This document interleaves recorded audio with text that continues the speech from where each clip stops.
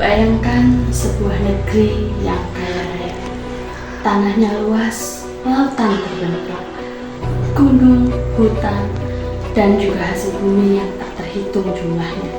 Di dalamnya jutaan orang bekerja keras setiap hari, seperti petani, guru, nelayan, perawat, tukang ojek, dan juga ibu rumah tangga.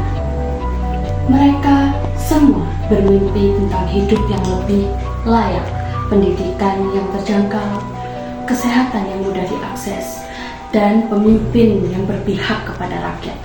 Tapi mimpi itu tak selalu menjadi kenyataan, karena ada satu penyakit, satu kejahatan yang merusak dari dalam, yang menggerogoti harapan kita secara perlahan.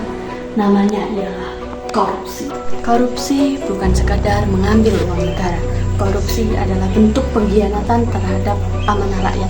Ketika seseorang yang diberi kepercayaan menyalahgunakannya demi keuntungan pribadi, itulah korupsi. Saat dana pembangunan sekolah dikebiri, ketika bantuan sosial itu dipotong, ketika izin dipermudah hanya untuk yang membawa amplop, semua itu adalah wajah-wajah dari korupsi. Dan korupsi tidak pernah berdiri sendiri. Ia tumbuh subur dalam sistem yang permisif, dalam kebiasaan yang membenarkan kejahatan kecil, dalam budaya yang berkata, semua orang juga begitu. Itulah yang membuat korupsi begitu berbahaya, karena ia tak hanya merusak ekonomi saja, namun juga merusak hati nurani. Kita sering mengeluh tentang jalanan yang rusak, fasilitas umum yang tidak memadai, harga kebutuhan yang melonjak, pendidikan yang mahal, serta layanan publik yang lamban. Tapi kita lupa bahwa semua itu seringkali adalah akibat dari korupsi. Setiap rupiah yang digelapkan adalah salah satu anak yang kehilangan bangku sekolah, satu pasien yang tak bisa berobat, satu keluarga yang tak bisa keluar dari kemiskinan. Korupsi memiskinkan negeri secara diam-diam. Yang menyedihkan, korupsi kerap dianggap biasa. Padahal justru disitulah letak kesalahan kita, karena selama kita diam, maka korupsi akan terus hidup. Sudah budaya kata sebagian orang. Kita juga nggak bisa apa-apa, kata yang lain. Masih ada orang-orang yang menolak untuk tunduk pada sistem yang kotor. Masih ada pejabat yang jujur, guru yang mengajarkan integritas, anak muda yang berani menolak sogokan, masyarakat yang memilih bersih meskipun susah. Itulah wajah Indonesia yang sesungguhnya. Indonesia yang ingin berubah, Indonesia yang tidak mau dikendalikan oleh ketakutan dan ketidakjujuran. Perjuangan melawan korupsi bukanlah tugas satu lembaga atau satu profesi saja. Ini adalah tanggung jawab kita semua.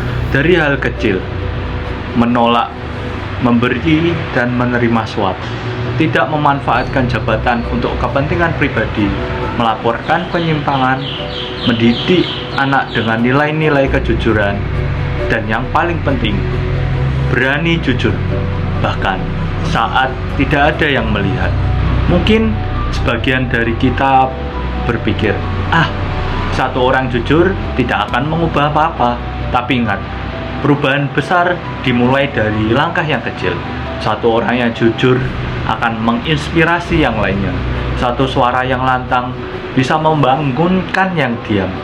Dan satu tindakan benar bisa membuka jalan bagi ribuan tindakan baik yang lainnya.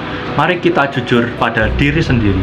Apa kita masih membiarkan ketidakjujuran terjadi di sekitar kita?